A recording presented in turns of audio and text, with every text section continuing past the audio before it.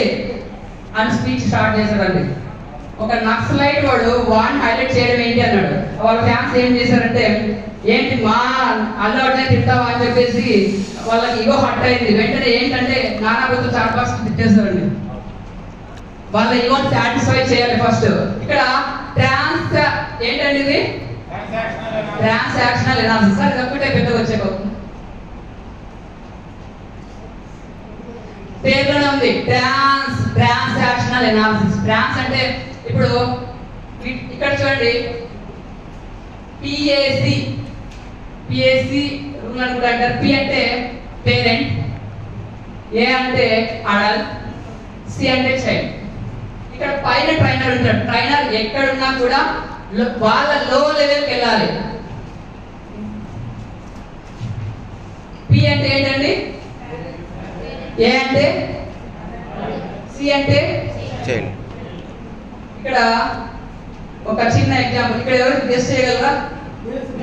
తెలిసింది ప్రసాద్. ఓ అంటావా మామా, ఓ అంటావా మామా, విన్నారండి సాంగ్? పాట అలా ఉంది. ఐటమ్ సాంగ్ తీసుకొని దేవునికి రాశాడు ఆయన ఒక ఆడియో ఫంక్షన్ లో. ఓ అంటావా స్వామి, ఓ అంటావా స్వామి. ఏంటంటే మొత్తం ఆడియన్స్ దేవుని భక్తులు అయితే ఎవరైతే ఉన్నారో మొత్తం అంతా కూడా అది భరించలేని కామెంట్స్ అండి, అలా ఉన్నాయి. ఎప్పుడైనా కానీ మన ట్రైనర్ ఎలా ఉండాలంటే, మనం ఏ లెవెల్లో ఉన్నా కూడా వాళ్ళ లెవెల్ ఆఫ్ మైండ్ లోకి వెళ్ళి, మైండ్ మై వర్డ్స్, వాళ్ళ లెవెల్ ఆఫ్ మైండ్ లోకి వెళ్ళి మన లెవెల్ ఆఫ్ మైండ్ లోకి తెచ్చుకోవాలి. This is called transaction. సూక్ష్మంగా చెప్పాలంటే సింపుల్ డెఫినేషన్ అండి. ఏంటి లేదు, వాడు ఏ లెవెల్ ఆఫ్ మైండ్ లో ఉన్నా వాని లెవెల్ ఆఫ్ మైండ్ లోకి వెళ్ళి మన లెవెల్ ఆఫ్ మైండ్ లోకి తెచ్చుకోవడమే ట్రాన్సాక్షనల్ ఎనాలిసిస్.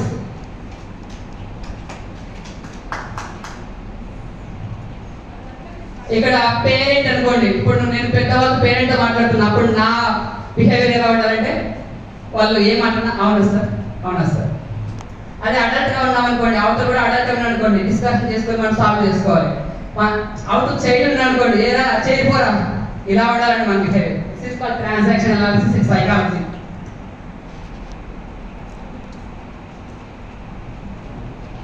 ఓకే అండి. ఇక్కడ ఎవరైనా రియల్ ఎస్టేట్ వాళ్ళు ఉన్నారా? మేడం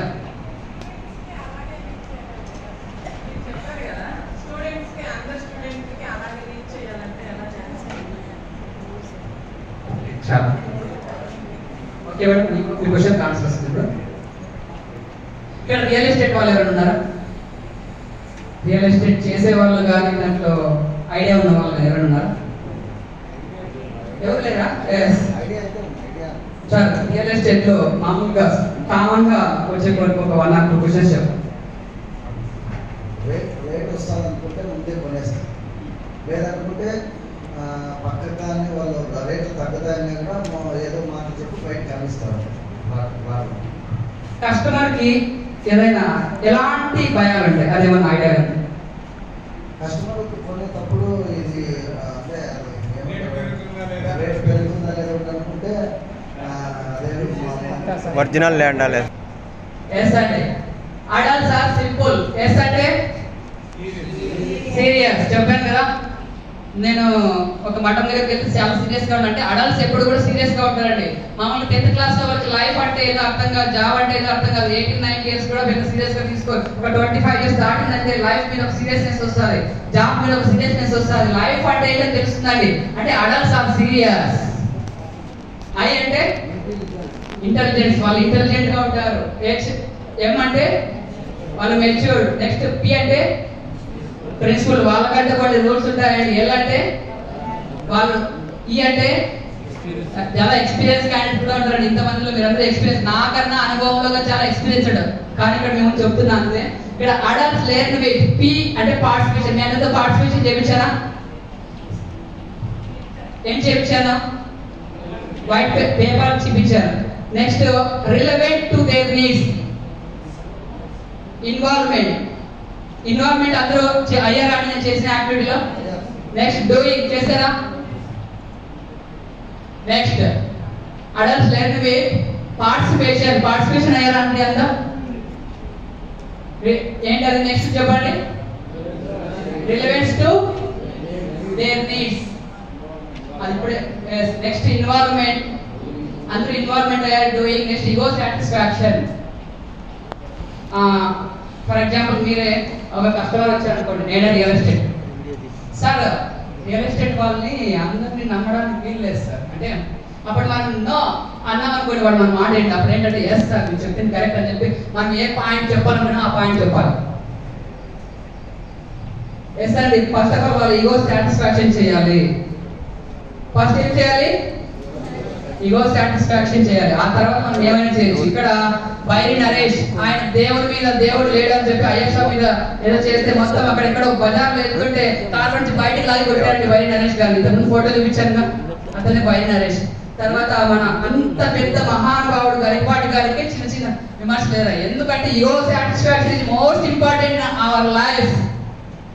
తర్వాత దేవిశ్రీ ప్రసాద్ గ్రేట్ మ్యూజిషియన్. అలాంటి పెద్ద పెద్ద మహామహులకి తప్పలేదు, మనమేమో ఒక లెక్క. Next adults get motivated by conversion of threads to opposite. ఇప్పుడు ఫర్ ఎగ్జాంపుల్ సార్ మీ పేరు సార్ తిప్పేస్వామి సార్కి శాలరీ ఫర్ మంత్ 30,000. ఇప్పుడు నేను ఏం చెప్తున్నా అంటే క్లాసు నెలకు ₹1,00,000 సంపాదించడం ఎలా అని చెప్తున్నాను. సారు ఎందుకు లేపా నాకు ₹1,00,000 అని ఏం లేదండి. అదే కనుక తిప్పేస్వామి సార్ దగ్గరికి వెళ్ళి నేను సార్ ఇప్పుడు మీకు 30,000 వస్తున్నాయి కదా శాలరీ, నాకు చాలా అనుకుంటాడు. అప్పుడు నేనేం చెప్తా అంటే సార్ స్కూల్ ఫీజు, మీ పిల్లల స్కూల్ ఫీజు ఎంత, గ్యాస్ ఎంత, మీరు సర్కార్ గ్యాస్కి ఎంత కట్టున్నారు, కరెంట్ బిల్ ఎంత కట్టున్నారు, లేకపోతే మీ మిస్సెస్కి ఎంత ఖర్చు పెడుతున్నారు, చీరలకు ఎంత ఖర్చు పెడుతున్నారు, మీ బట్టలకు ఎంత ఖర్చు పెట్టినంటే లాస్ట్కి ఏం మిగిలేదు ఆయన అంటాడు. అదే కనుక ఆ threat conversion of threads to opposite, మనకి ఎవరైతే ఆపోజిట్ ఉన్నారో వాళ్ళకి ఒక థ్రెట్ కల్పించాలి, ఒక భయం కల్పించాలి. అప్పుడు ఆటోమేటిక్ గా 30,000 నాకేం పెద్ద మిగలలేదు అని అనిపిస్తుంది. ఎస్ ఆర్ నో అండి? Please respond. ఒకవేళ ఎస్ అయితే హ్యాండ్ రైజ్ చేయండి. ఎస్, సూపర్ అండి, థ్యాంక్ యూ. నెక్స్ట్ ఏంటుంది? అచీవ్మెంట్ ఆఫ్ లాస్ట్ 30 seconds లో క్లోజ్ చేస్తాను, పర్మిషన్ ఇస్తారా? Last 30 seconds achievement of. Next ఇక్కడ వాంట్స్ కి నీడ్స్ కి డిఫరెన్స్ ఎవరైనా చెప్తారా? వాంట్ అంటే ఏంటి, నీడ్ అంటే ఏంటి? ఎస్ సార్, ఇంకొక మైక్ ఉంటే ఇవ్వండి సార్. ఎస్ అండి, ఎవరైనా మాట్లాడండి. వాంట్ అంటే ఏంటి, నీడ్ ఏంటి? ఎగ్జాక్ట్ నాకు తెలియాలి డిఫరెన్స్ అనేది. వాంట్ అంటే ఖచ్చితంగా అవసరమైనది. Yes yes sir. నీడ్స్ అంటే అవసరం. ఎస్ సార్, అక్కడ ఇవ్వండి సార్. వాంట్స్ అంటే కోరికలు అండి, అంటే నేను ఇది అవ్వాలి అది కావాలి అనేది కోరికలు. నీడ్స్ అనేది అవసరాలు అండి. Yes sir. థింగ్స్ అన్నమాట నీడ్స్ అనేది. ఎస్ సార్, ఒక ఎగ్జాంపుల్ చెప్తారా? అలాగే వాంట్స్ అనేది అంటే ఇప్పుడు నేను ఒక కారు కొనాలి అనేది ఒక వాంట్ అండి, అంటే నా కోరిక. Yes sir. నీడ్స్ అనేది ఇప్పుడు కార్ అనేది నాకు అత్యవసరం. అంటే ఇప్పుడు ఫ్యామిలీలో ఇప్పుడు మదర్ ఉంది, 60 years ఉంది, ఆమెకి ఎక్కడైనా వెళ్ళాలన్నప్పుడు కంపల్సరీ అది నీడ్ అవుతుంది కాబట్టి అది needs. Super sir, super. Give a big round of applause sir. Yes అండి. ఇక్కడ సెకండ్ ఏంటి? Achievement of wants. అతనికి ఒక కోరిక ఉంది. తిప్పేస్వామి సార్కి కార్ లేదు. ఆ కార్ నెలకు 30,000 వచ్చి తిప్పేస్వామి సారు నెలకు ₹1,00,000 సంపాదిస్తే సార్ మీరు ఖచ్చితంగా కార్ కొంటారు, మీ కోరిక నెరవేరుతుంది. మనం చెప్పొచ్చా?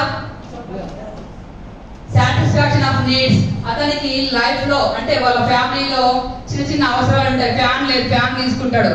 తర్వాత బెడ్ లేదు, తర్వాత టేబుల్ లేదు, చైర్ లేవు, అవి నీడ్స్. ఈ రెండింటిని కూడా మీరు హ్యాపీగా అచీవ్ చేయొచ్చు అని చెప్పొచ్చండి. Next handling of their fears. వాళ్ళ ఫియర్స్ ఏవైతే ఉన్నాయో దాన్ని హ్యాండ్లింగ్ చేయాలి, కన్క్లూజన్ ఇవ్వాలి. ఓకే అండి, లాస్ట్ 10 seconds లో క్లోజ్ చేస్తాను.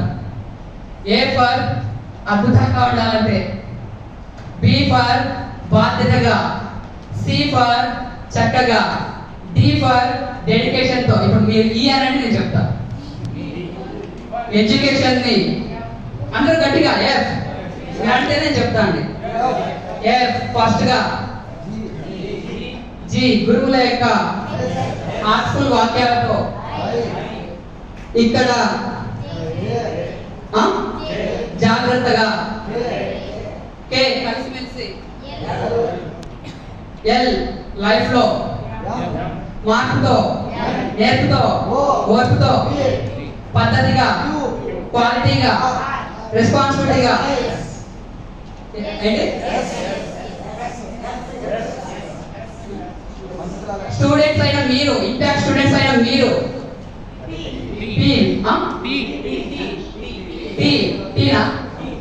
తీర్చిదిద్దుకుంటే ఉత్తమమైన విలువలను W1 లో ఇంటూ మార్క్ లేకుండా వై అంటే మీరే యువతరం, జెడ్ అంటే జిందాబాద్ అనే విధంగా మీరు ఉన్నారు. మనస్ఫూర్తిగా thank you, thank you sir, thank you so much for wonderful